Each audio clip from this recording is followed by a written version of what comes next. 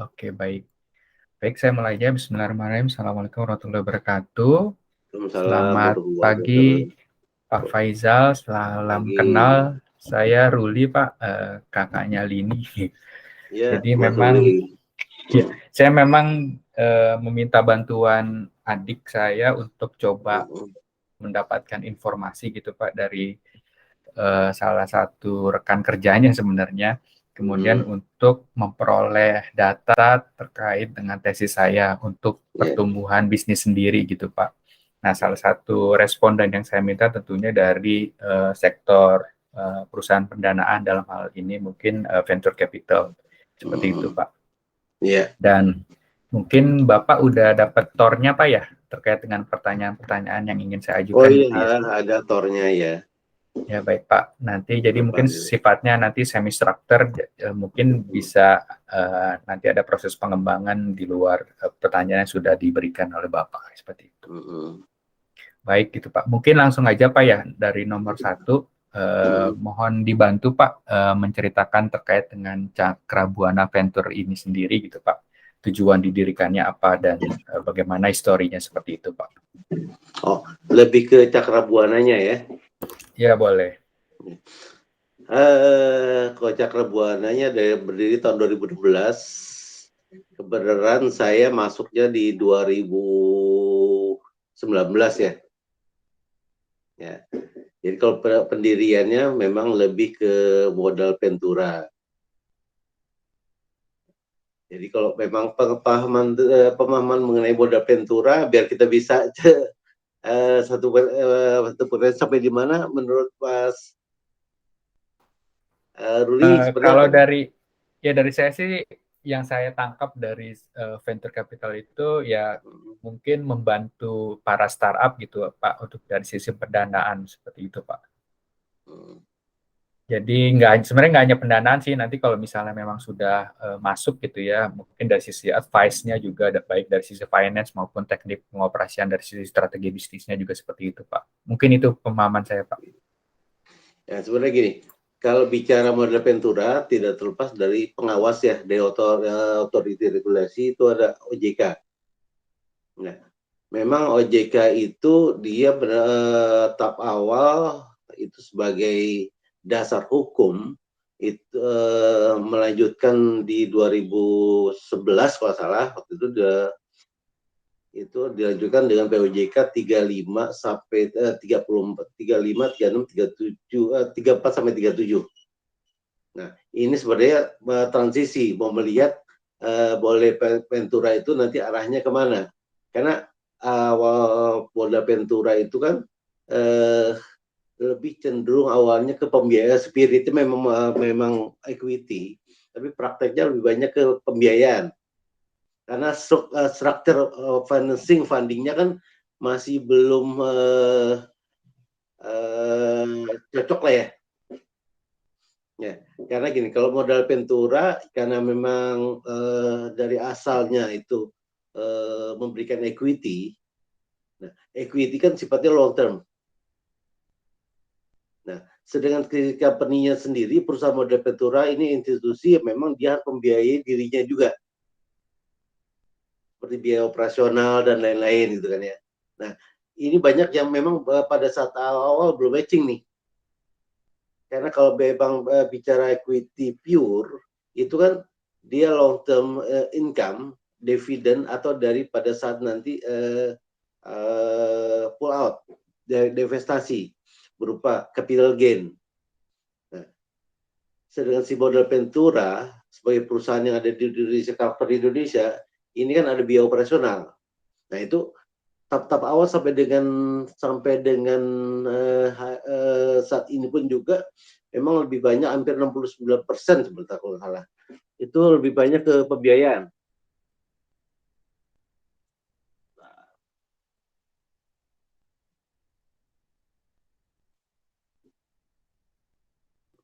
Nah, seperti itu sih Mas Sudi.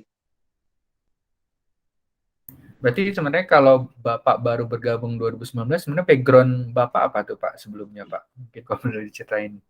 Kalau saya backgroundnya memang dari banking tahun 2000 tahun 91 saya masuk bank, itu Bank Universal. Saya resign itu tahun 96, ya mulai sampai di corporate banking. Lalu saya masuk ke investment company di grupnya Ibrahim Rishad. Nah, di situ saya membawahi juga multifinance. Nah, tahun 2020-nya, tahun 96 saya pindah ke perusahaan investment juga, itu grupnya Ibrahim Rishad tadi. Tahun 2001 baru saya pindah ke Venture Capital, itu di grupnya PNM, Permodalan Nasional Madani Venture Capital. Nah, itulah berawal karir saya di Venture Capital. Tapi Venture Capital waktu itu spiritnya adalah ada misi juga, karena plat merah ya, nah, membantu usaha lebih ke UKM. Nah, tapi memang lebih cocok ke company itu didirikan bahwa dia untuk membiayai diri sendiri, equity yang didapat itu bisa membiayai diri sendiri dan juga memberikan nilai tambah bagi UKM. UKM di Indonesia itu kan cukup banyak. Jadi dengan modal yang diberikan oleh pemerintah itu penyasar hampir seluruh Indonesia tuh. Tetapi secara komersial sih sebenarnya belum saya belum ekonomis. Dengan modal yang ada untuk membina UKM seluruh Indonesia, terutama yang sifatnya ke agri,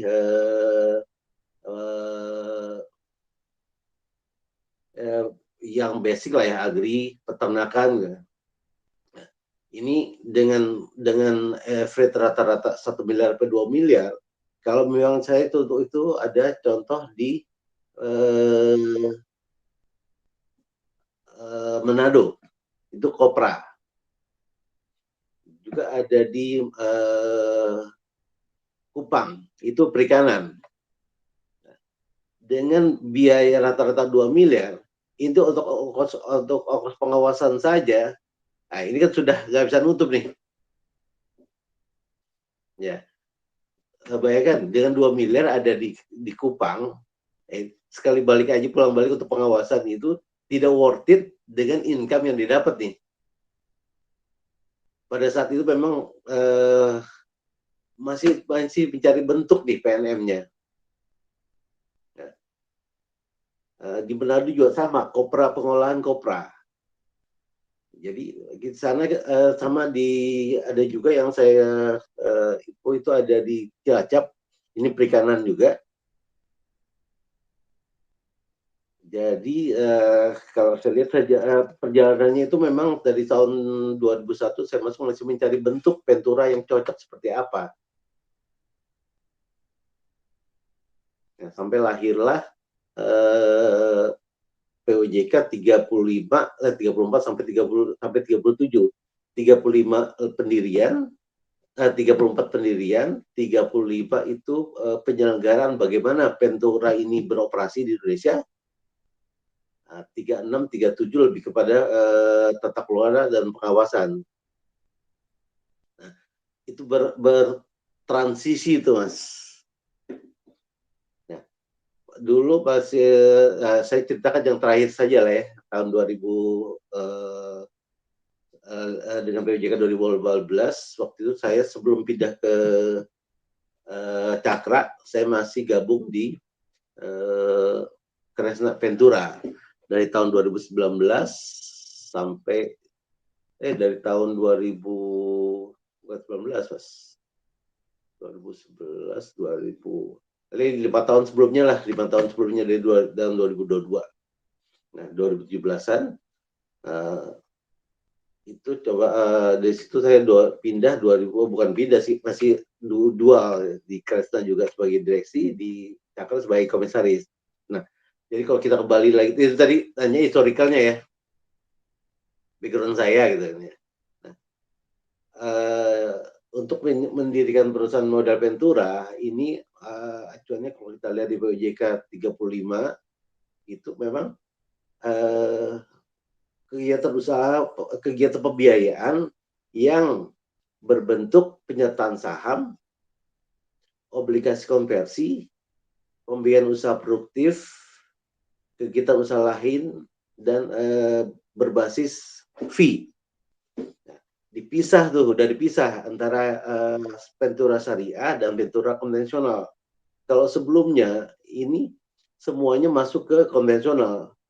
Jadi kalau yang di Ventura Syariah ini bersifat bagi hasil, kalau yang konvensional disebut pembiayaan. Jadi kalau yang syariah, yang konvensional itu ada penyertaan saham sama dengan di syariahnya. Obligasi konversi pun kalau di syariah sukuk. Nah, pembiayaan itu ada porsi pembiayaan, Mas. Nah, kalau dulu pembiayaan ini ada di konvensional, sekarang pembiayaan itu dibagi dua, antara pembiayaan yang sifatnya pengembalian dan ada yang sifatnya bagi hasil. Bagi hasil ini dilakukan oleh Ventura Syariah. Nah, itu kalau kita lihat perkembangannya memang lebih banyak masuk ke Ventura, lebih banyak masuk ke pembiayaan. Karena sifatnya tadi untuk membiayai diri sendiri nih. Nah, sebenarnya Pak, ini menarik nih. Apakah sebenarnya ada perbedaan antara proses pendanaan sebelumnya sama dengan era startup gitu, Pak? Nah, kalau dulu itu selain equity yang sifatnya limited, masih mencari sumber dana dari perbankan. Perbankan ini kan ada cost of fund. Cost of fund ini kan yang sifatnya rutin harus dibayar kepada si pendana, dan ini harus dikenakan kepada debitur. Debiturnya itu boleh dibilang perusahaan pasangan usaha atau investi. Nah, berarti untuk menutupi kewajiban dari kepada pihak ketiga bagi si Ventura, dia harus mengenakan yang sifatnya recurring kepada si debitur. Kalau matching of fund ini nggak matching, jatuhnya kan jadinya Venturanya macet ke bank, si pasangan usahanya macet ke perusahaan Ventura. Nah, padahal ini kan sebenarnya equity ini kan perusahaan produktif atau tidak produktif gitu. Jadi EJK masih membagi itu masa transisi. Nah, sekarang sudah mulai bahwa nanti akan dibalikan ke asalnya nih, bahwa Ventura ini lebih kepada equity. Tapi boleh kalau dari permohonan terakhir sih 2-3 bulan lalu ini bahwa untuk pembiayaan ini akan dilepas ada di bawah asosiasi perusahaan pembiayaan. Jadi harus memilih nih. Jadi seperti Bahana ada mitra MBK atau mitra bersama, dia lebih banyak ke ESA Venture, dia lebih banyak ke pembiayaan. Pembiayaan pun sifatnya UKM. Nah, dia harus melepaskan diri. Apakah dia mau masuk ke Ventura atau dia masuk di bawah lembaga keuangan mikro, gitu Mas. Nah, ini lihat dari historikalnya dulu sebelum kita masuk ke waktunya betul. Ya. Kalau dilihat mungkin nih memang taat aturan banget gitu Pak ya untuk venture capital ini ya Pak. Khawatir kenapa tuh Pak biasanya Pak? Atau Pak gimana, memang Mas? berbeda dengan misalnya di luar negeri gitu Pak?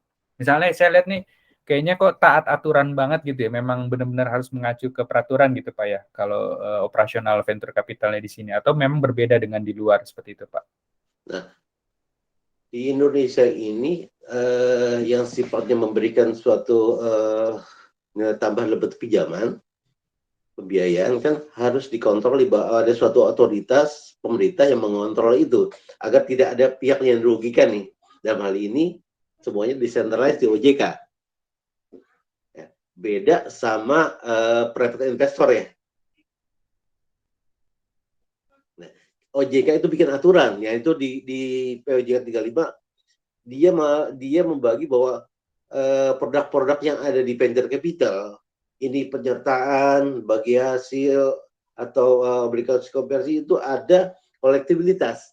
Jadi mereka bagi lagi dalam tingkat kesehatan, ada lancar, kurang lancar dilakukan, macet. Nah, itu dibikin seperti itu. Itu kan sama seperti bank. Nah, ini memang tidak saya melihatnya bahwa ini memang tidak proper ya, dengan spirit dari venture capitalnya, equity masa ada macet ya. Ya kalau macet ya berarti kan memang dia harus aku itu sebagai kerugian. Nah, tapi harus dilaporkan kepada OJK itu kolektibilitasnya, dan juga diharapkan ada namanya CKPN. CKPN itu cadangan kerugian CK yang kerugian penilaian. Jadi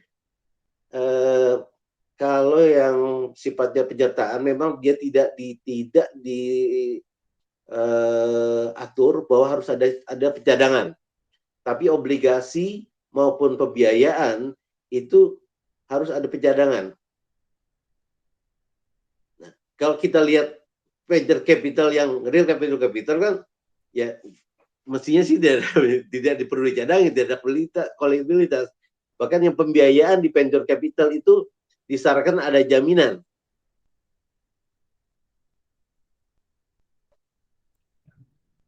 Nah, kita kembali ke aturan yang dibuat OJK dulu ya. Kenapa sulit berkembangnya? Kenapa gini? Ada perusahaan venture capital beroperasi di Indonesia, dia belum bergabung dengan OJK. Itu cukup banyak sih, Venture, beberapa perusahaan-perusahaan yang sifatnya sumber dana asing. Oh, tapi berarti nggak wajib Pak, berarti kalau gitu ya? Nah, dengan pimpinan yang baru ini sih mereka sudah minta Ampesindo untuk coba menarik mereka agar menjadi member dari OJK. Ya. Sedangkan yang OJK sendiri saat ini bergabung antara 65 sampai 70 lah. Nah, ini ada laporan-laporan yang sifatnya memang ketat banget nih. Ada iurannya dan lain-lain. Sedangkan mereka itu tidak. Nah, mereka bisa ngelontorin, dan mereka beroperasi di Indonesia dengan market Indonesia, tetapi registernya di luar, di Singapura, banyak sih di Singapura.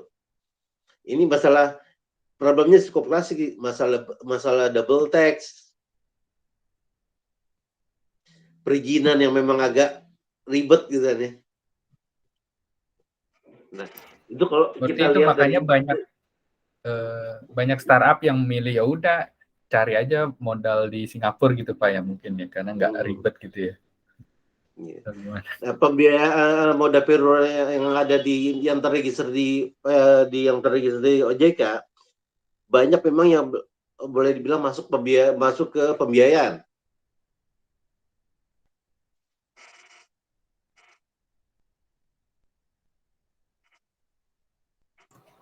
Oke, Pak, ini mungkin langsung fokus ke teknis aja Pak. Kalau boleh tahu di Cakra Ventura itu Pak, bagaimana prosedur untuk pendanaan misalnya startup gitu Pak, kalau misalnya ingin melakukan pembiayaan di sana Pak? Nah, kalau bicara langsung ke bisnis proses, di Cakra itu memang ada dua. Karena perizinannya ada, memang perizinan boleh pembiayaan dan equity. Nah, kalau yang pembiayaan sih normal seperti pembiayaan yang ada dilakukan oleh lembaga pembiayaan seperti banking maupun juga multi finance, tapi dengan persyaratan yang lebih ringan. Ya, memang harus ada jaminan, ada pengembalian sifatnya memang dia recurring income, tapi memungkinkan juga bentuk bagi hasil. Tapi kalau bicara equity-nya, nah, itu memang kita lihat mulai dari sebentar Mas.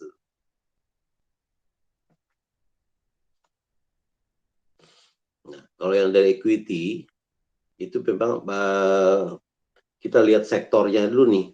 Sektor yang kita mau masuk di saat ini banyak yang memang berbasisnya digital. Digital itu sebagai nilai tambah bahwa memberikan nilai tambah terhadap suatu produk bahwa nanti akan menjadi kebutuhan, ada marketnya.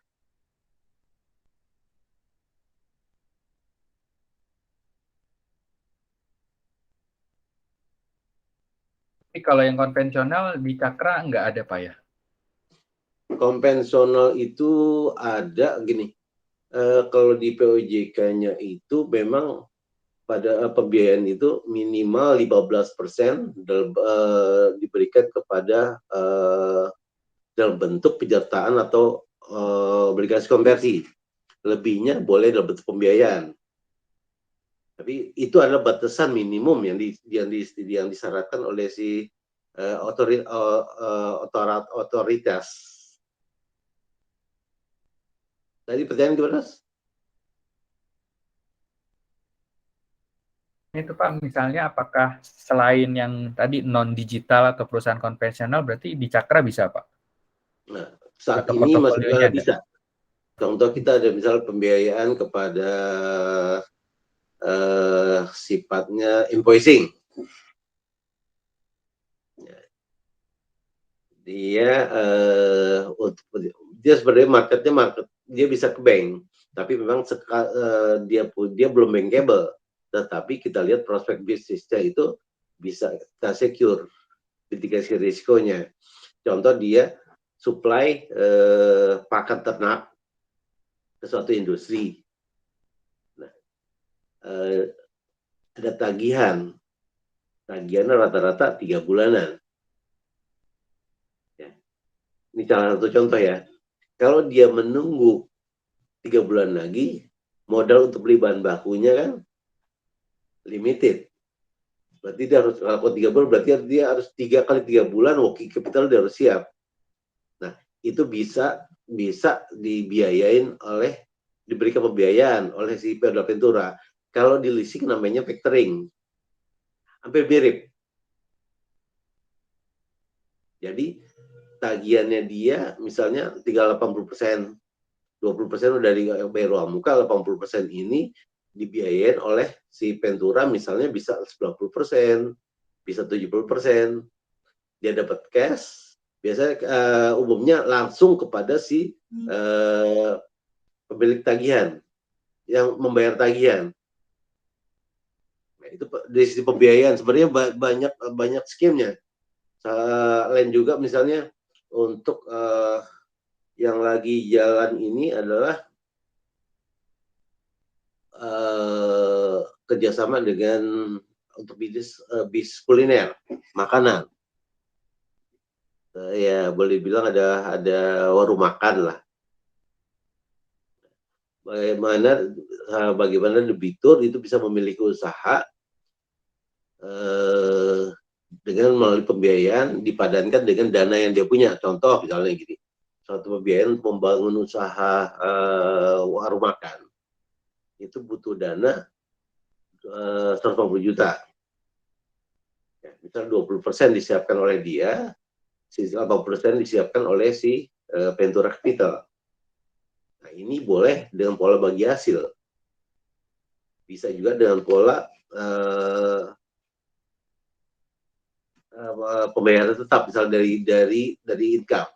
Nah, ini sebenarnya fleksibel sih. Tidak diatur bahwa atur khusus bahwa memang harus berupa pembiayaan yang tetap aturan yang tetap setiap bulan, tidak harus.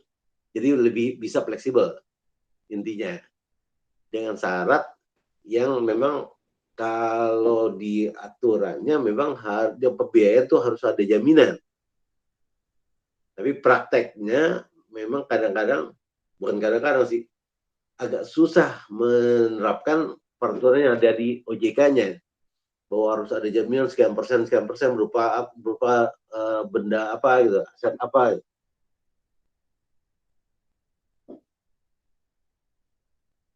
Pak, kalau boleh tahu di Cakra sendiri, Pak, itu pendanaannya mulai dari berapa gitu, Pak? Dari sisi nominal nih, Pak, langsung nyebutin angka. Nominal kalau average ya, equity itu more or less 500 sampai 1 juta US dollar lah ya. Itu kalau dari si equity sendiri. Tapi gini,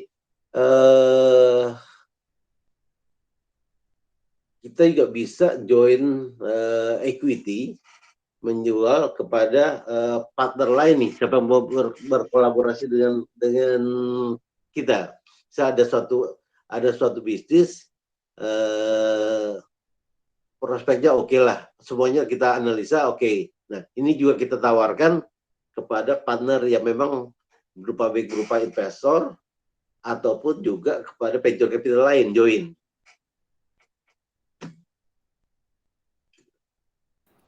Tapi bagi yang didanain itu, Pak, mereka itu harus tanggung jawab ke Cakra sendiri atau memang juga tadi joint venture juga harus bertanggung jawab gitu, Pak? Misalnya joint venture tadi, Pak, kasusnya.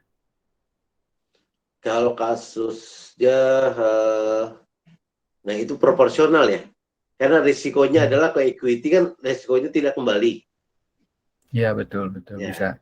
ya, itu bersifat proporsional. Tapi pada saat awal ini analisanya pada saat due diligence-nya kita melakukan sama-sama sesuai dengan porsinya masing-masing. Misalnya jadi joint committee memutuskan bahwa berapa harus kita masuk, berapa besar, persyaratannya apa, bisnis seperti apa kita bisa masuk nih. Nah, itu ada tahapan mana? Umumnya sih yang kalau di kita itu memang kita tidak masuk di bootstrap, kita masuk di tahapan yang memang venture capital nih. Berarti bahwa dia sudah ada tractionnya juga, atau iya rata-rata seri E ke atas lah. Kalau di seed financing kan risiko terlalu tinggi nih. Itu kenapa, Pak, tadi alasan tipe bootstrap atau organik itu nggak masuk kriteria tuh, Pak? Gini, kalau pre-seed atau bootstrap kan ini baru berupa kadang ide nih. Ide kan risikonya masih tinggi nih. Ini biasanya ini dia harus dari kawan-kawannya dia, dari saudaranya dia, ini didanain sendiri nih. Belum ada komersial, belum ada traction. Nah, ini risikonya masih tinggi kan. Dia masih melakukan penelitian nih, prototipe, masih berupa prototipe. Nah, ya, Pak. Tapi memang katakanlah gini, Pak, misalnya kayak kasus saya gitu, Pak. Kan kami komersialisasi teknologi dari kampus, Pak. Nah, memang selama ini bootstrap juga, dan dominanlinya sebelum masuk benar-benar ke pasar itu kami dapat danai dari riset kayak gitu, Pak. Itu apakah juga termasuk seperti itu ya? Ini saya bicara general ya. General masuk sebenarnya di porsi di tahapan venture-nya, di seed, bukan di seed ya. Masuknya itu di series E, mulai series E ke atas. Mulai dia ekspansi, mulai ada traction. Nah, karena bicara itu karena tergantung perusahaannya ya. Ada perusahaan juga yang bisa masuk di seed financing. Memang dia bidani dari awal. Nah, itu tergantung kepada si kapasitas perusahaannya, venture capital, tergantung venture capitalnya maksudnya. Kalau di Cakra, Pak, berarti kita memang banyak masuk ke lebih ke tahapan venture-nya ya, dari segi ke atas ya. terutama, Pak, kalau dari sisi startup-nya itu sektor-sektor apa aja yang lihat dari sisi prospeknya menarik gitu bagi Cakra, Pak? Mungkin udah didengerin ada portofolio dari sisi ini food security gitu-gitu, Pak, ya?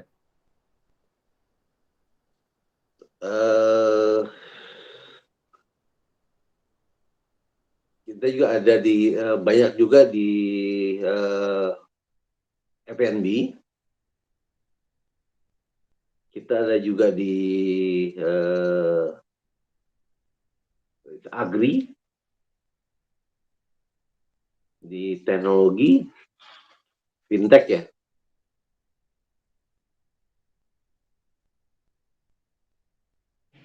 Kalau lingkungan ada nggak Pak? Lingkungan masih belum nih. Sebenarnya lingkungan itu kita mau setting ini lebih pada produk impact fund. Jadi impact fund ini ya kita coba tawarkan kepada investor-investor yang memang dia masuk ke impact fund. Ya banyak juga ya filantropi kan ya. Atau company-company yang memang dia disyaratkan CSR nih. Ya, bagaimana mengelola dana ini, mereka punya tujuan. CSR itu kan dia butuh reportnya nih, bahwa ini dijalankan sesuai dengan kriteria CSR-nya dia. Nah, ini yang kita tawarkan programnya. Programnya itu bisa ke ya menjawab CSR tadi, lebih ke environment, sosial, governance. Nah, ini kita tawarkan bentuknya nih. Jadi setiap periodenya, gimana? Kalau misalnya kalau itu kan fokusnya mungkin lebih banyak sosial Pak ya. Kalau lingkungan dari sisi collective awareness gitu Pak, mungkin nggak Pak? Misalnya kalau kami itu hanya dari sisi pemantauan kualitas lingkungan, air, udara gitu, bisa nggak tuh Pak? Itu kalau lihat sih memungkinkan Mas. Nah, tergantung si pendana nih. Pendana yang punya kepentingan apa nih untuk dia ada persyaratan CSR-nya nih, ESG-nya lah ya. Nah, memang rata-rata kan itu dana tidak harus dikembalikan, tapi dana itu harus bergulir kan. Nah, program ini yang kita jual ke mereka, kita paket dalam bentuk seperti apa kita salurkannya. Karena dia ada kewajiban juga bagi pemerintah bahwa dia dikontrol nih CSR-nya dia. Kalau salah sekitar 2% ya dari labanya dia. Ya. Jadi dia tidak harus dia menggunakan venture capital untuk mengimplementasikan SG-nya tadi nih, boleh dibilang CSR-nya ya. Itu tadi SG-nya tadi, environment, social, governance-nya. Bagi dia kan gini, bahwa ini tersalurkan dengan benar sesuai dengan yang dimaksud oleh SG tadi atau CSR tadi, SDG-nya. Nah, ini yang lagi dibuat oleh gimana? Ya kalau saya lihat sih memang ekosistem di Indonesianya tuh belum kebentuk gitu Pak tentang ESG ini Pak. Karena mereka paradigmanya masih mikir ESG ini kan sebenarnya nambah kos aja nih, nambah biaya kayak gitu-gitu tuh Pak. Itu gimana tuh Pak? Merubah paradigma itu sulit banget tuh ke industri-industri yang mau kita support gitu Pak. Kenyataannya iya. Tapi pemerintah dalam ini memang harus juga konsisten ada ada punishment juga nih.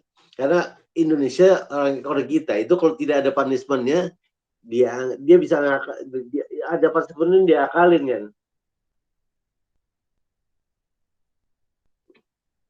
Jadi seperti itu sih Mas yang harus ditekan harus kepada ada enforcement-nya ya, betul. Mereka kan dipersyaratkan setiap periode terus melapor hasil kegiatannya kan. Betul Pak.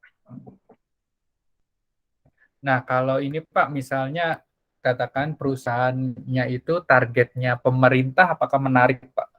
Target marketnya pemerintah gitu Pak. Contoh target bagi pemerintah gimana? Kementerian Lingkungan Hidup kayak gitu, Dinas Lingkungan Hidup kayak gitu-gitu Pak. Menarik nggak tuh Pak untuk venture buat ngedanain kayak gitu-gitu. Kalau bicara venture pure-nya, bisnis venture-nya pasti long term ini diharapkan dananya kembali. Berarti kan komersial. Gitu ya.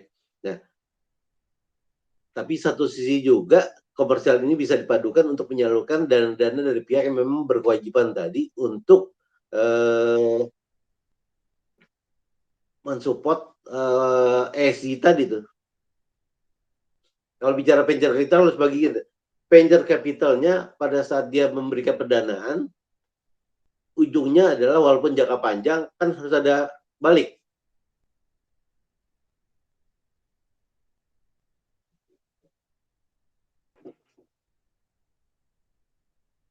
Lu Keputus kayaknya Pak ya. ya. Sorry.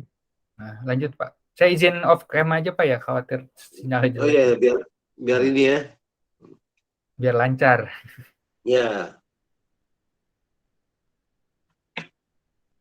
Gimana Mas Rudi tadi? Lanjut Pak. Ya, misalnya target market suatu perusahaan itu atau startup itu dia pemerintah gitu Pak. Apakah menarik dari perspektif venture gitu Pak? Kalau dari perspektif venture sih gini. Kita kalau kembalikan ke venture-nya adalah bisnis risiko. Memberikan suatu mendanai suatu usaha intinya adalah usaha Mas ya. Usaha ya, betul, yang Pak, berisiko. usaha. Kalau bicara usaha adalah kita memberikan sesuatu, berharap adalah bahwa pembiayaan pendanaan itu atau bantuan itu nanti pada saat tertentu bisa balik dalam bentuk yang lebih besar daripada saat awal. Kalau bicara SG-nya tadi, problem SG-nya adalah sebenarnya bukan komersialnya, tidak bicara misalnya untung terus nih.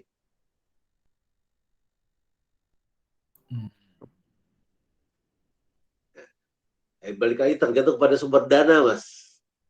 Kalau sumber dananya memang harus ada kewajiban mengembalikan, ini kita tidak bisa lempar dalam bentuk pendanaan yang sifatnya non komersial.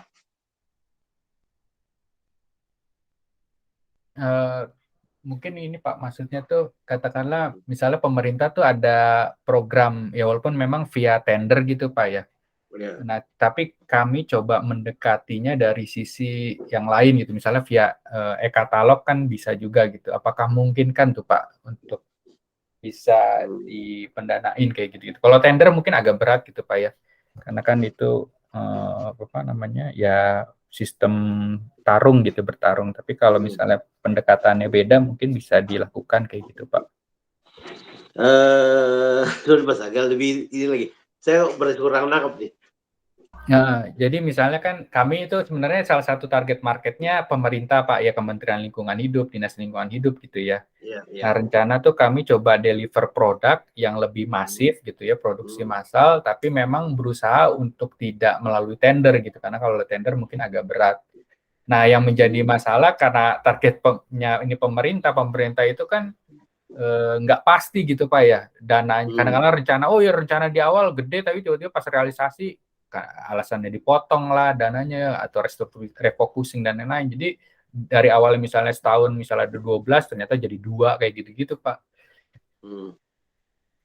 Itu kalau misalnya kita masuk gitu dapat pendanaan dari venture apa gitu jadi salah satu penilaian gitu, oh ternyata target pemerintah, kalau target marketnya pemerintah ini nggak menarik nih ternyata nih kayak gitu-gitu Pak, B2G-nya tuh.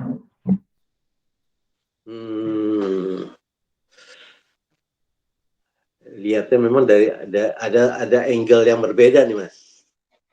Ya, iya Pak. Pada saat melakukan suatu balik lagi ke venture capital punya pada saat ini melakukan pertimbangan untuk melakukan suatu pendanaan, ini kan bicaranya memang lebih ke satu, saya balikin ke core-nya dulu ya. Boleh Pak.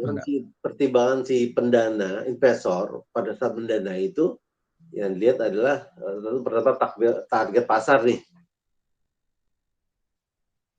Ini di luar yang tadi yang Mas cerita ya? Iya, boleh Pak, boleh. Umum dulu Apakah aja. ada, kedua adalah skalabilitas. Menyasar target pasar produknya tadi. Nah, terus lain hal lagi ada ROI. Nah, kalau ROI kan berarti bicara return. Nah, ini kan nggak masuk, Mas. Tidak cocok kan ya? Iya, betul. Agak berat. Empat itu umumnya kadang ada beberapa yang pertama tim perusahaannya, tim manajemennya. Terus berikutnya adalah apakah dia mampu bersaing di sektor industri tersebut. Berikutnya adalah adaptasinya seperti apa sih dengan perkembangan tren. Nah, kalau tadi masuk ke pola dari beberapa tadi kriteria tadi kan, kalau target pasarnya udah jelas sih, lebih ke tadi pengelolaan lingkungan. Skalabilitas ya tergantung nih bahwa ini bisa ditingkatkan lagi. Tapi dari segi ROI, nah ini kan jadi pertimbangan juga. Kalau dana yang dikelola oleh venture capital ini bersifat harus dana investor memang harus kembali dan bentuk keuntungan, ini kan nggak cocok nih. Betul. Tapi kalau dana ini yang dikelola oleh venture capital dari dana-dana yang sifatnya impact fund, ini ngepas. Jadi dari dua sisi, tergantung dari sumber dananya nih. Bisa masuk, bisa Mas.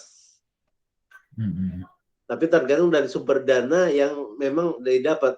Ini kalau dari bisnisnya, ini ada yang masuk komersial, ada yang non komersial. Ada yang non komersial. Ya, nah ini bisa masuk tapi dalam bentuk non komersial, yaitu ya, kita mengelola dana investor yang memang ada kewajiban tadi untuk dia mensupport SDG, mensupport SG tadi ya. SG ya. Oke, berarti linknya ke sana tuh mestinya. Ya, balik lagi lihat dari sumber dananya nih. Sumber dananya. Karena kalau sumber dana dari investor yang memang dia menempatkan dana di venture capital, dia berharap adalah ada yield yang kembali. Nah, ini kan jadi nggak ngepas nih.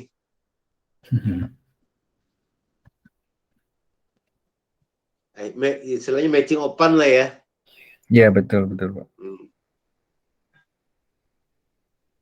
Oke. Nah tadi Pak terkait dengan adaptasi itu termasuk juga dalam proses pengembangan gitu Pak ya, kalau ada R&D kayak gitu-gitu Pak ya? Iya benar Mas.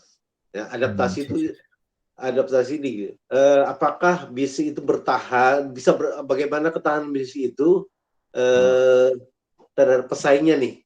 Dia harus beradaptasi juga terhadap trennya juga. Sustainable. Iya. Nah kalau terkait dengan tim mungkin Pak, mungkin ada masukan yang good capable tim itu gimana tuh Pak kalau melihat?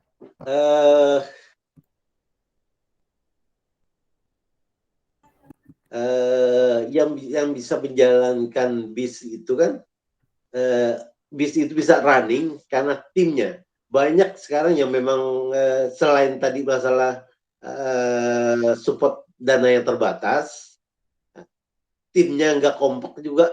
Kita lihat di suatu saat nanti ya pasti beresiko deh Mas.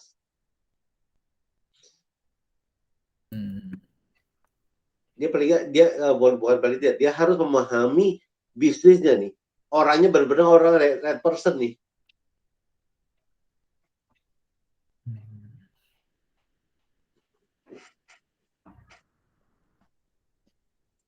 Apakah ini Pak, maksudnya tuh apakah memang founder atau co-foundernya itu pasti selalu harus dipegang gitu Pak ya?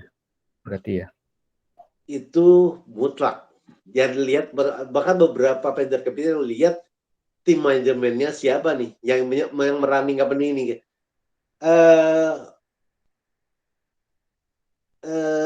Lebih kepada eksekusi ya Mas. Pada saat ide ini berkembang, ide dijalankan, eksekusinya seperti apa? Kalau bukan expertnya eksekusi, ini kan jadi dari liar Mas. Masalah ya. Nah, apakah itu jadi salah satu yang sering dilakukan venture juga Pak, menaruh orang dalam tanda kutip gitu Pak ya? Nah, kalau menaruh orang itu bukan suatu kewajiban, tapi umumnya itu masuk di state. Kalau state-nya rata-rata sudah mulai ekspansi, itu bisa mendapatkan orang di sana.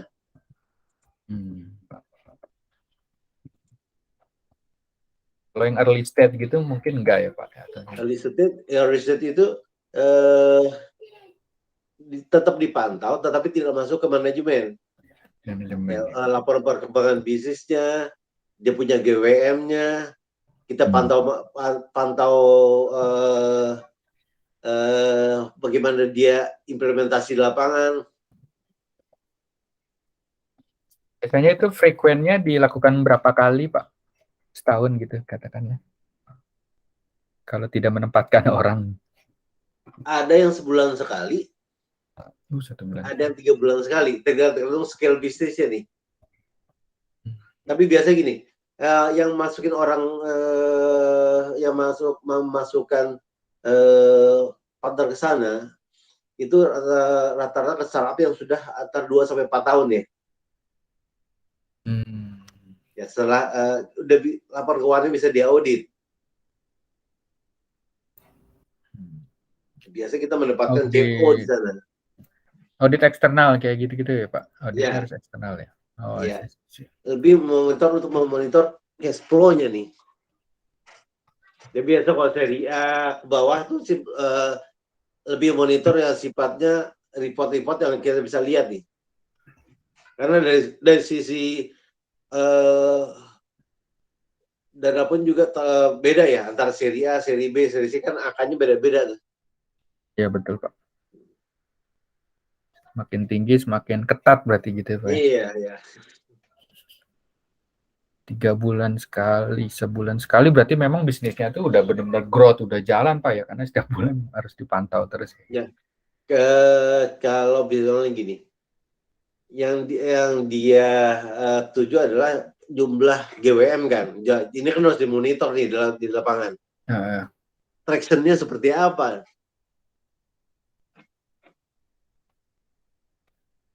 Iya sih betul. Tapi kalau yang sekarang lagi running Pak, ada portofolio yang bagus gitu Pak untuk di proses pantaunya Pak, dalam proses pantauannya ya maksud saya. Nah, maksudnya gimana?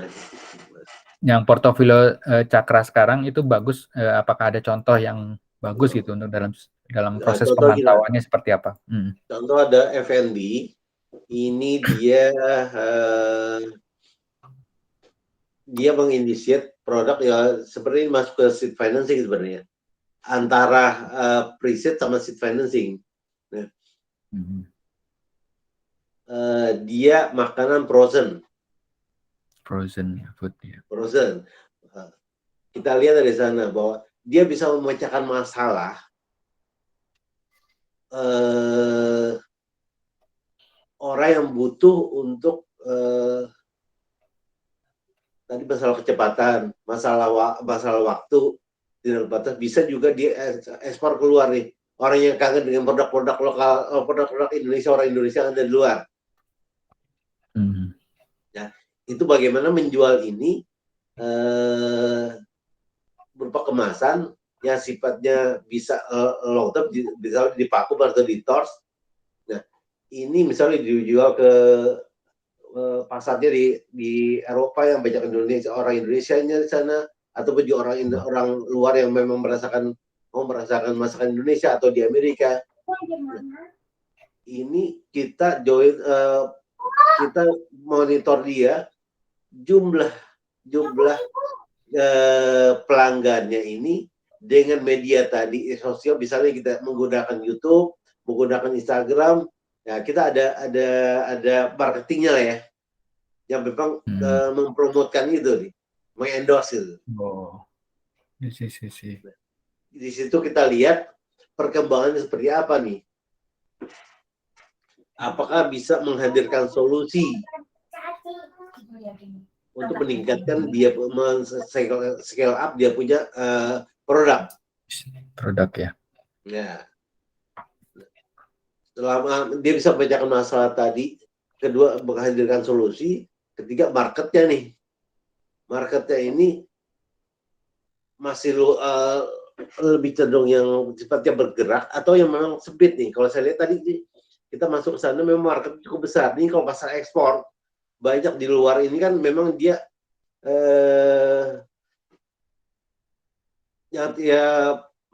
komunitas-komunitas Indonesia yang ada di luar dan dia kangen dengan masakan-masakannya Indonesia. Nah, ini berbagai macam produk, misalnya contoh gini, sop buntut tapi bentuk kemasan.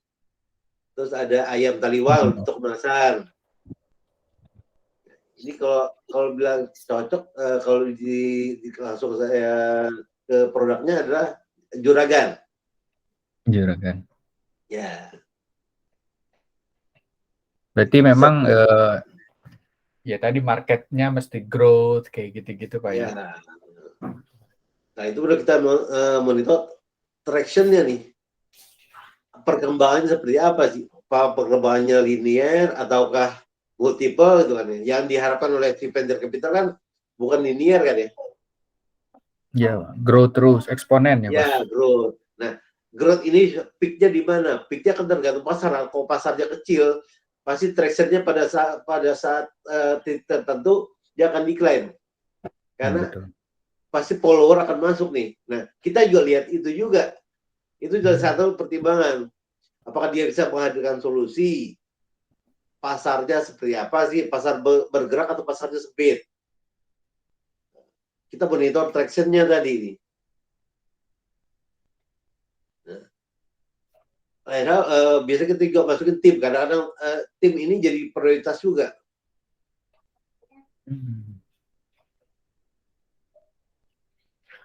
Ada juga nggak Pak evaluasi, katakanlah misalnya sudah dapat pendanaan gitu, tapi ternyata ya tadi dalam proses pemantauan dan evaluasinya ternyata target-targetnya nggak terpenuhi dan bisa nggak tuh misalkan putus di tengah jalan gitu, ada Pak pernah kasus seperti itu Pak?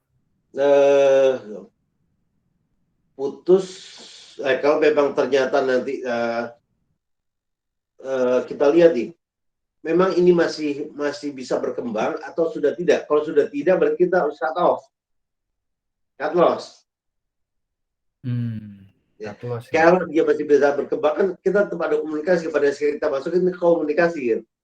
Kita lihat nih, kita kasih arahan ke dia. Nah, fungsinya di situ tadi tuh.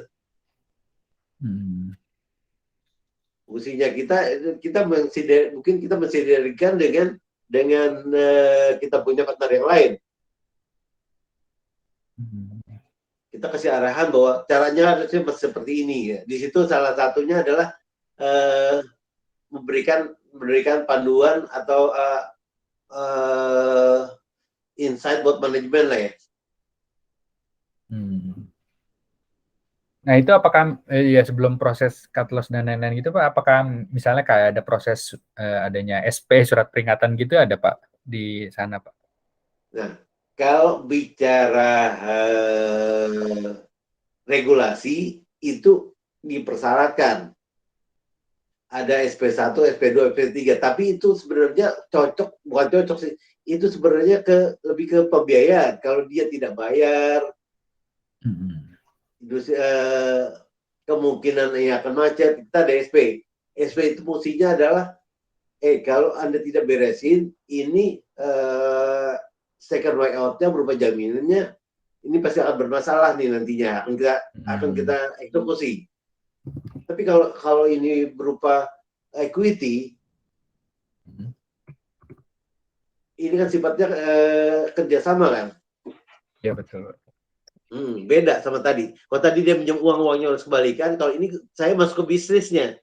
Kalau bisnisnya rugi, ya ruginya ini masih bareng-bareng sifatnya gitu. temporer atau sifatnya masih bisa diperbaiki. Ya, kalau perbaiki kita bantu untuk berkembang. Kalau ternyata memang tidak bisa, ya mau nggak mau ya dalam bisnis kita harus cut loss. Kalau kita ikutin lagi kita akan rugi. Kan banyak juga nih company startup yang memang harus gulung tikar nih. Betul, Dan Pak. si ininya pendananya ya dia berani cut loss. Dan dia dari bukunya dia sebagai kerugian investasi. Nah, pada saat awal makanya penting. Ini yang dia harus lihat apakah bisa memecahkan masalah yang saat ini terjadi nih, dibutuhkan. Apa menjadi solusi juga bagi si pendana, bagi si user. Contoh dari dulu kegiatan sifatnya manual menjadi digital dengan solusi mempersingkat waktu, pasarnya, traction-nya, timnya, termasuk kompetitornya juga nih. Kompetitor itu gini, kalau sekarang kita masuk ke bisnis Pentura yang sifatnya transportasi, ya pasti kompetitornya udah kalah pasti sama Gojek tuh. Ya, udah kalah sama Grab. Mungkin sudah jadi sunset nih. Orang udah nggak mau masuk pembiayaan, Pentura sudah tidak mau membiayai lagi nih. Kalau ada kompetitor lain yang mau masuk ke bisnis transportasi. Karena sudah entry barrier-nya sudah nggak mungkin udah ada entry barrier ya.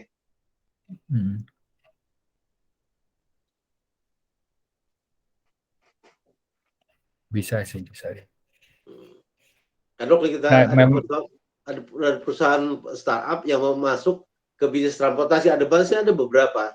Tapi kita lihat traction-nya, apakah memungkinkan jangka panjang ini akan kegilas nih sama si yang sudah besar-besar ini. Iya, betul.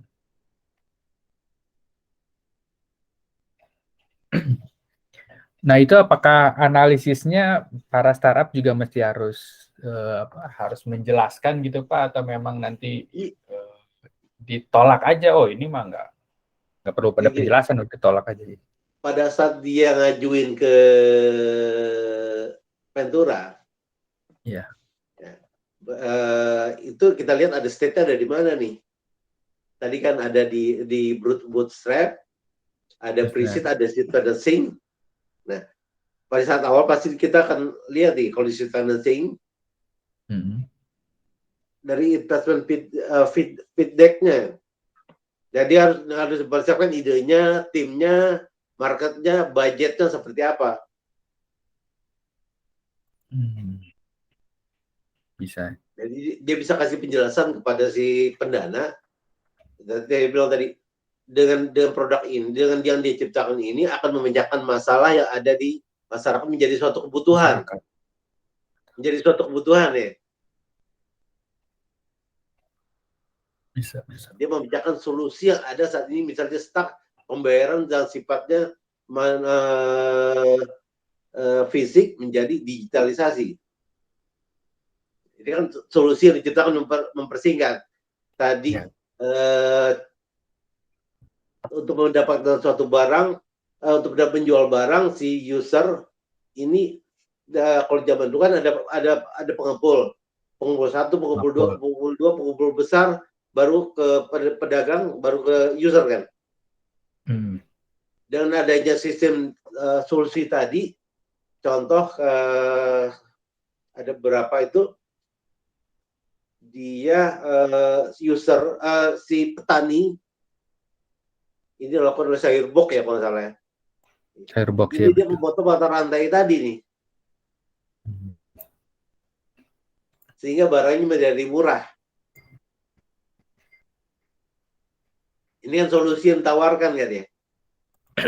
Bisa, betul. Kan tadi misalnya petani bawang, dia mau jual produknya kan di sana bisa ada ijon tuh, ada pengumpul 1 tuh, pengumpul 2, pengumpul 3, itu harganya pasti akan naik lagi tuh. Sampai ke user udah pasti berlipat-lipat. Tapi dengan sistem yang ditawarkan oleh si Sayurbok, ini si penjual petani bisa langsung dengan plafon tadi yang dibuat oleh si provider staff tadi bisa langsung direct ke user. Dia solusi kan? Betul. Motong rantai. Ya, untuk rantai ini salah satunya. Nah, lihat marketnya kecil atau besar nih. Kebutuhan ini nanti akan menjadi suatu kebutuhan atau sifatnya temporary. Banyak juga yang temporary. Contohnya apa Pak yang temporary itu Pak? Temporary, saya lihatnya gini. Kalau yang paling simpel lah, kripto. Oh. Saya melihatnya temporary karena NFC. Iya sih. Pada saat trennya itu sudah turun, kan hilang. Betul. Iya sih.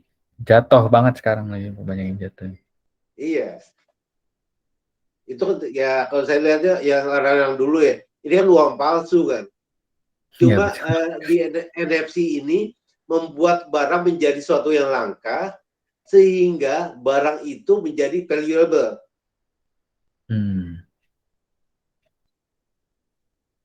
Pada saat followernya banyak, kompetitornya banyak, terpecah pasarnya nih. Iya betul. Nah, di situ dilihat kan traction-nya kan ya. Tadi ya solusi yang di masalah yang mau dipecahkan apa, solusinya apa, marketnya masih wide atau memang narrow nih. Dari itu kita monitor traction-nya nih pada saat dia maju di awal nih. Pada saat dia bikin pitch deck yang harus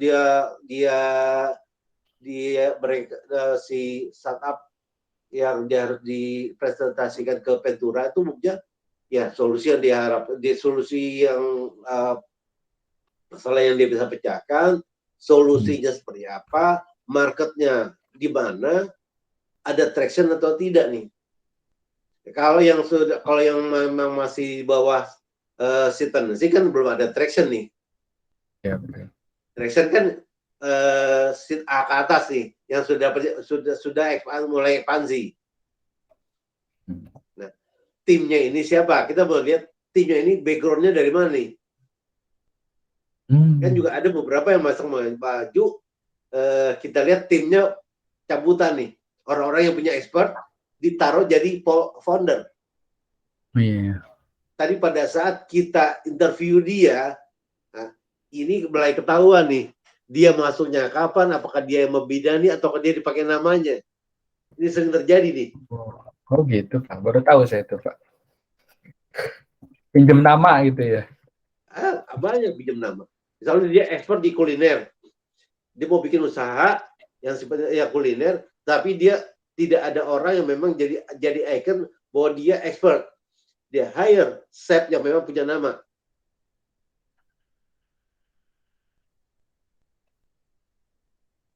Bisa jadi. Gitu. Tapi itu bukannya bisa menjual sebenarnya ya Pak? Dia bisa menjual. Tapi sejauh mana dia itu dimasuk hanya sifatnya dipasang saja atau dia ikut terlibat. Ini kan pada saat kita interaksi kan ketahuan Mas. Si.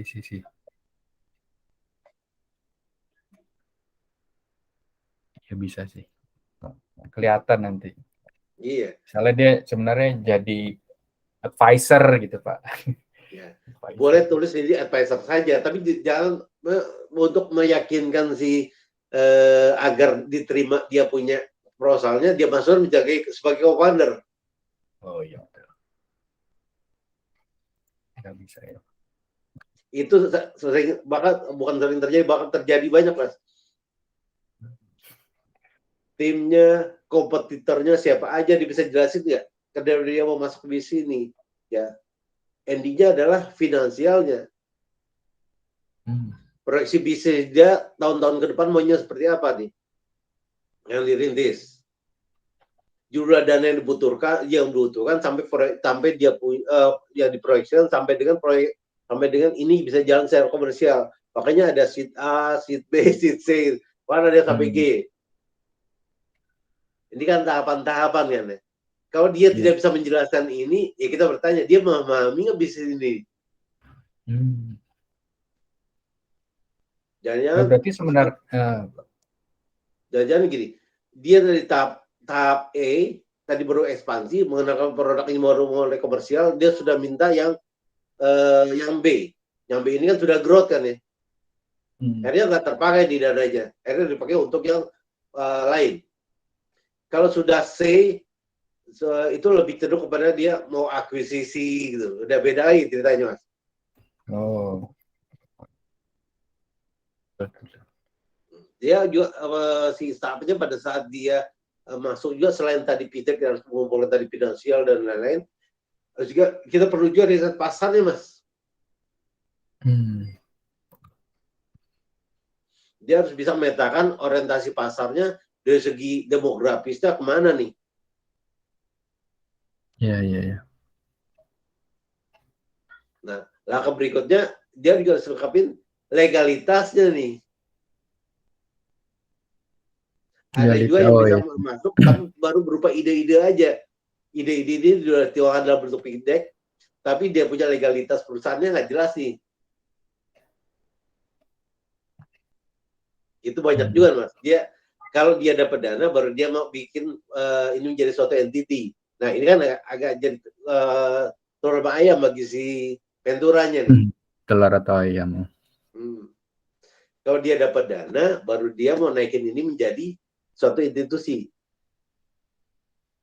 Sedangkan si Ventura ini, ya institusinya mana? Kalau berupa ide-ide individu-individu, jatuhnya ke bootstrap dong.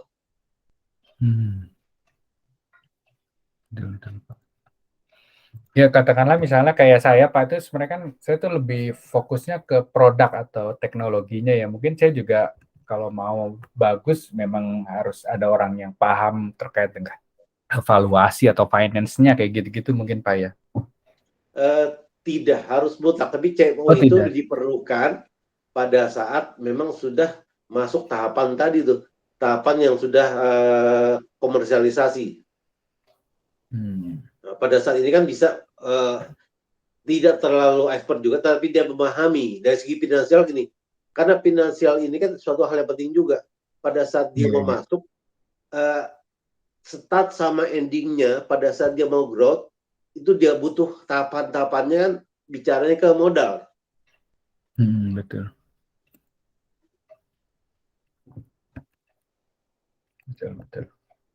Itu jadi insight saya juga tuh Pak. Karena jujur aja dari sisi saya itu yang non teknis saja hanya 2 atau 3 orang. Semuanya engineer semua gitu. Nah, harus berkolab tadi itu. Tim itu ya menandakan bahwa tim ini adalah sesuatu yang dinilai nih. Ada beberapa Ventura ini menempatkan ini pertama, Mas. Oh gitu. Waduh, ya. serem. Kedua baru produk. Ketiga marketnya mau kemana nih?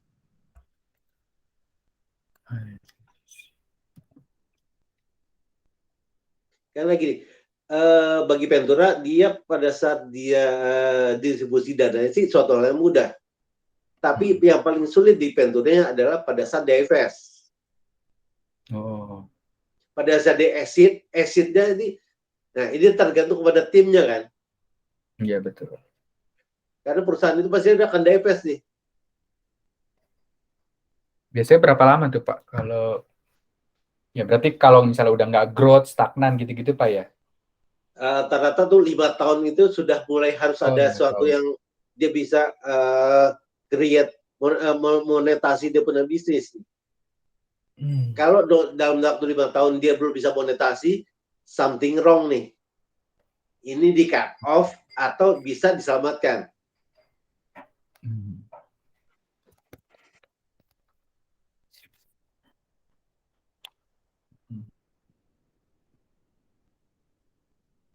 Ya nanti jadi evaluasi saya Pak buat tim ini. Oke Pak lanjut ya.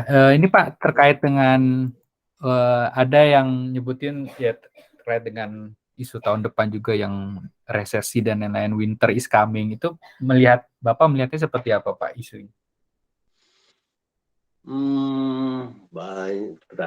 Banyak ini juga. Umumnya itu karena memang ada dia tadi tuh dari sisi pendana ini dia melakukan decision, dia tidak meneruskan. Problemnya adalah pendanaan. Kedua adalah di sisi manajemen yang memang pecah. Oh, ada konflik. Nah, makanya tim itu penting tuh. Iya, iya.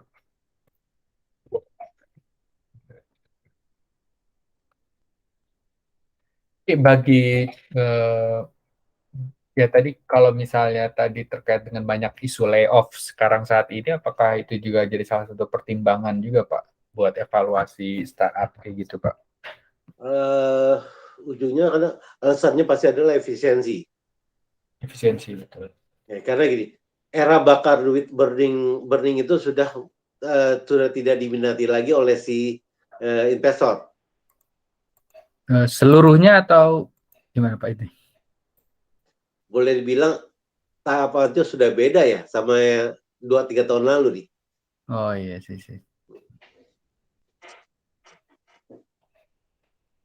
Dan itu juga diterapin di Cakra Buana juga Pak? Kayaknya Iya. nggak mau bakar-bakar duit ini. Boleh bilang kita hampir nggak ada yang bakar duit ya. Makanya kita masuk di seed financing-nya. Lebih kepada bantu dia untuk growth skalabilitasnya. Skalabilitasnya.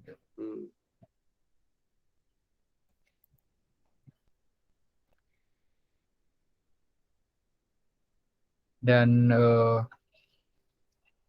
katakanlah itu juga yang tahun depan ada isu resesi, apakah juga mempengaruhi sumber dana dari Cakra Pak kayak gitu ataupun venture capital lainnya mungkin juga ya Pak?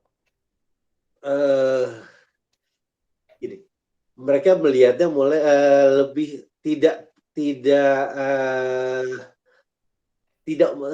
mutlak, tetapi lebih selektif Mas. Oh selektif, oh Ya. Bakar duit ini sudah ditinggalkan lagi. Betul. Mereka tidak menutup sih, tapi lebih selektif saja Mas. Oke. Jadi sebenarnya ngelihat tahun depan tuh sebenarnya biasa aja gitu Pak ya, atau memang harus ada kekhawatiran khusus gitu? Gini, startup itu yang memang jadi tren adalah teknologi ini kan transisi kan ya, digitalisasi, mempermudah, mempercepat, memperpendek waktu antara produsen ke user. Medianya ini teknologi. Bagaimana teknologi digitalisasi ini menjadi nilai tambah bagi di masa depan. Nah, jadi selama itu marketnya tadi masih akan menjadi kebutuhan, nah, itu udah kelihatan edutech, healthtech, semuanya pakai tech dulu. Foodtech. Healthtech sih yang lagi. Diparalelkan dengan pola tadi sudah mulai e-commerce-nya. E-commerce ini kan pasarnya dibikin menjadi luas kan. Kalau di pasar konvensional kan limited. Dengan e-commerce itu tadi kan sudah tidak ada sudah tidak ada batas lagi ruang. Jadi antar negara pun bisa lebih.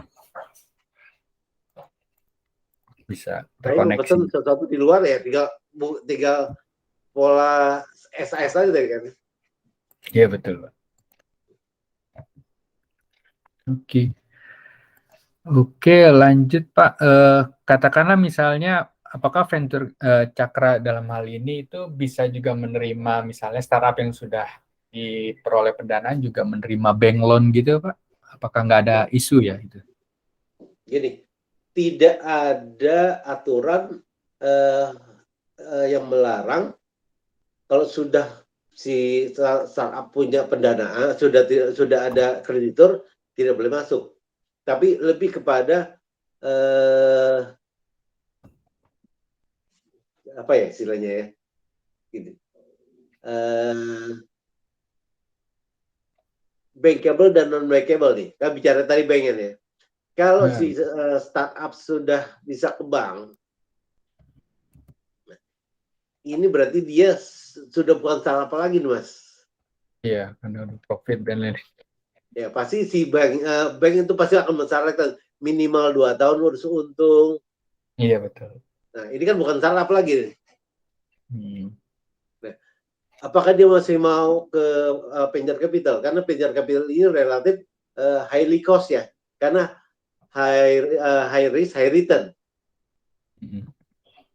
Tetapi bisa menjadi suatu solusi bagi si startup yang memang dia tidak punya kemampuan, belum bankable untuk ke bank. Betul. Banknya kalau memang dia sudah ada banknya, bagi venture capital ini suatu berarti sudah bankable. Bisa aja lebih bisa jadi menarik Mas masuk ke sana. Tapi bentuknya bukan pembiayaan, bukan equity, mungkin pembiayaan. Tapi kalau masuk ke equity, apakah si banknya bank biasanya kasih klausul tuh. Dia harus kalau pinjam ke tempat luar harus ada izin bagi si banknya. Iya kan ya? Iya betul. Apalagi masuk equity. Kalau equity-nya masuk, ya berarti si banknya juga harus dikasih tahu nih, boleh nggak si Venturanya masuk equity? Kalau banknya boleh, ya bisa aja sih Mas. Balik lagi ke core, bagaimana venture melihat company ini bisa growing tahun depan, bisa multiple untuk yield-nya. Yield-nya. Kan ada perbedaan nih bagi si bank, bagi si venture capital. Venture capital melihatnya sisi adalah bottom, topnya, berapa revenue-nya yang bisa dihasilkan. Kalau bank melihatnya kan umumnya dari bawah nih, bottom line-nya berapa sih, untung atau enggak nih? Iya. Kalau venture capital melihatnya rugi saat ini, sebenarnya rugi ini akan ditutup nanti pada saat growth-nya. Ada pengorbanan tertentu untuk dapat nanti exit. Beda sama si bank kan? Iya betul Pak. Cara pandangnya berbeda ya. Iya. Tapi umumnya sih memang tidak ada aturan, tetapi mungkin akan membatasi masing-masing nih. Oh iya betul. Oke. Pak ini kemudian udah mau masuk tahap 2 pertanyaan terakhir Pak. Ya. Boleh minta ini nggak Pak? Sebenarnya kunci keberhasilan tuh untuk bisa tetap tumbuh dan berkelanjutan tuh dilihatnya bagaimana tuh Pak? Untuk sebuah perusahaan atau startup. Nah, sebenarnya nih proses awal pada saat dia maju ke venture capital untuk minta pendanaan. Pada saat dia bikin pitch deck nih. Itu kan tahap awal perkenalan kan ya, untuk melakukan DD. Iya, betul. Idenya dia, timnya, marketnya, bagaimana nyusun budgetnya.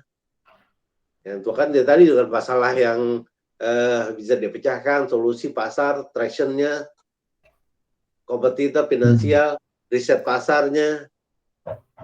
Kan banyak juga perusahaan yang tutup sekarang Mas. Ya karena tadi tidak misalnya ini ternyata sudah tidak diminati. Iya betul, market.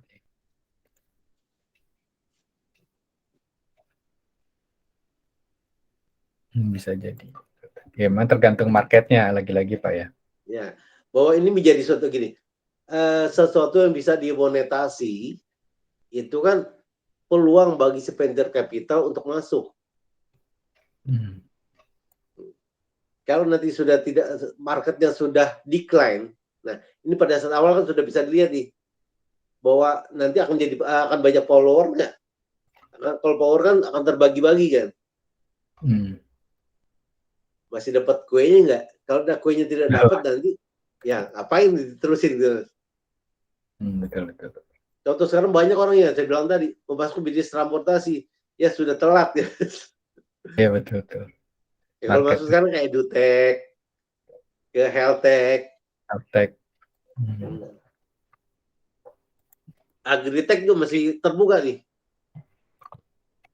Ya tadi Pak, kalau Agritech tuh banyak lingkungan itu banget. Pak, kalau Kenapa? lingkungan, kalau Enggak, lingkungan termasuk tadi lingkungan lebih gitu. ke arah impact fund.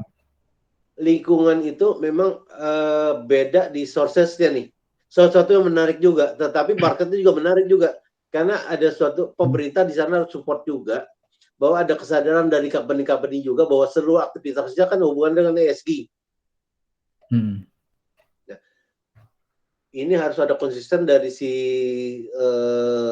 pemerintah, bahwa dia harus juga pada saat dia menjalankan usaha, harus dia konsisten dengan ESG tadi nih. Nah, dengan begitu kan berarti dia harus ada mau tidak mau harus ada dana yang disisihkan nih. Iya, betul. Nah, itu yang dikelola oleh venture capital untuk masuk ke proyek tadi nih.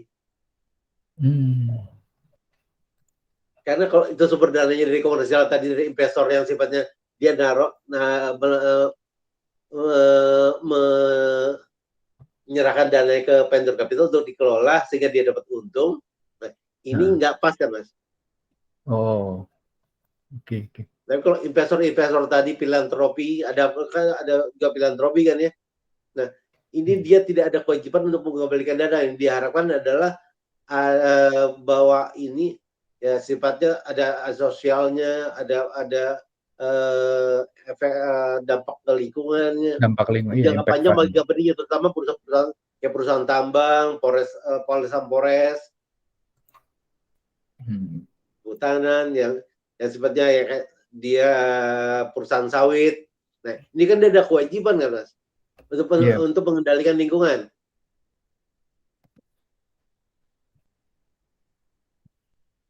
Nah, dana-dananya dia yang dikelola oleh venture capital. Tadinya kan dia dikelola sendiri kan, untuk kelola sendiri kan dia punya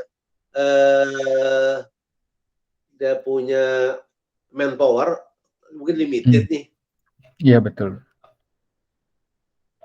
Nah, ini kita kelola. Dengan situ kita Venturanya juga bekerja sama dengan company-company yang sudah registered memang punya link tadi nih.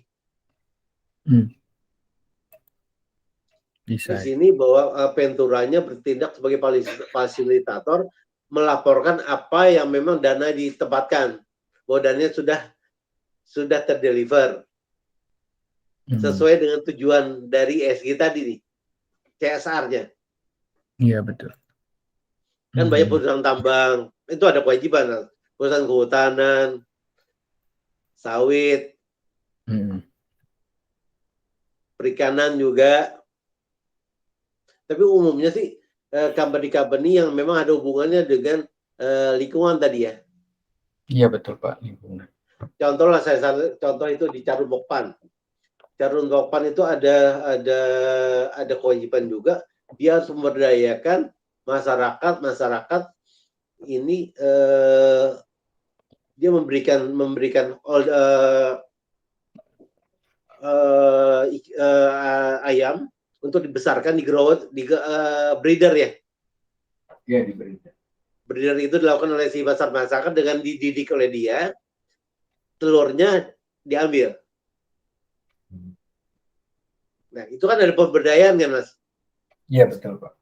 Nah, itu salah satunya program CSR juga, untuk memberikan masyarakat sekitar.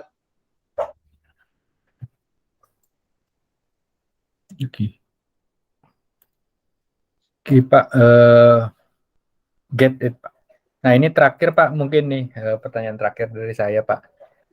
Terkait dengan saran dan masukan Pak terhadap perusahaan ya, dalam hal ini mungkin startup atau kami gitu Pak, jika ingin perusahaannya memperoleh pendanaan gitu Pak, itu ada saran dan masukan nggak?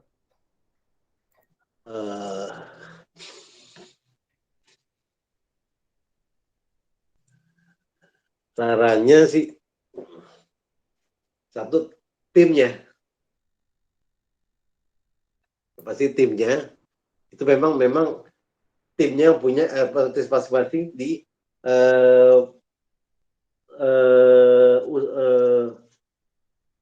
yang dilakukan mulai dari tahap awal sampai nanti endingnya mau kemana, bahwa itu sama produk yang diciptakan, apakah ini mendatangkan pasar atau menciptakan pasar akan jadi kebutuhan di kemudian hari. Dan ini lihat juga menghadirkan satu solusi nih, solusi saat ini. Nah, tadi saya contoh tadi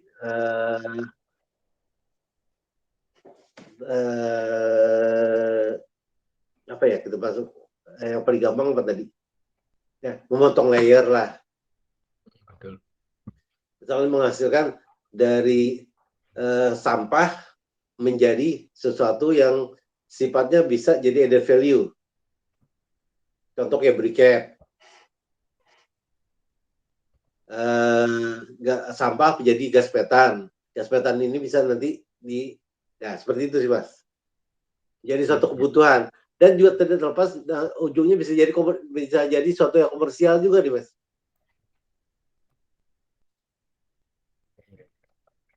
Pengelolaan sampah itu kan isu lingkungan Mas. Ya betul. Nah, sampah ini kan bisa ada beberapa company juga, ada beberapa startup juga, sampah ini bisa menjadi suatu produk nih.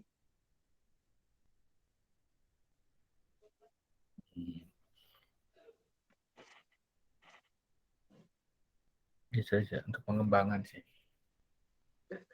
Contoh yang saya waktu yang pernah saya hubungan juga, dia startup company yang dia punya juga platform, itu dia mengumpulkan organik anorganik sampah dari rumah-rumah nih. Nah, jadi dari rumah-rumah ini memang dia beli sampah yang organik dan terutama yang organik Mas ya. Nah, ini dia beli, setelah itu dia kumpulkan, dia pilah lagi, dia bikin produk. Isu lingkungannya selesai, tapi ini jadi nilai tambah nih. Daur ulang ya kayak gitu ya Pak. Ya, kalau soalnya dia beli per kilo itu deh. Jadi seperti sampah-sampah plastik, sampah-sampah ini kan dipisahin nih. Nah, itu bisa dimonetasi nih bagi si pemilik sampah juga. Ada sesuatu yang memang dia turut berkontribusi, tidak menyumbang sampah tidak sembarangan, sampah tertata, bahkan bisa dikomersialisasi sampahnya ini jadi duit buat dia nih, sampah rumah tangga ya. Nah, sama si pengelola ini sampah ini dipilah lagi, yang plastik dipisahkan menjadi biji plastik, ada yang bikin briquet.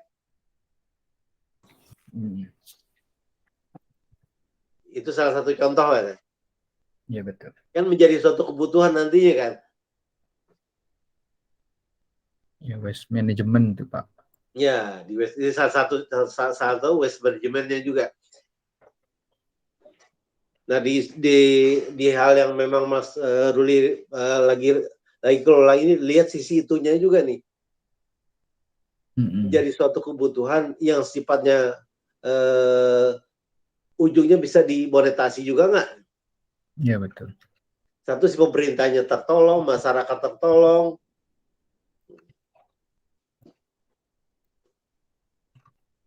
Siap.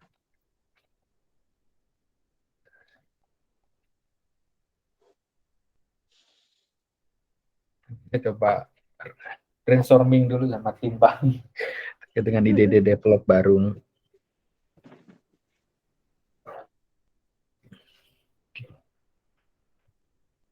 Baik Pak, mungkin itu dulu Pak untuk interview kali ini.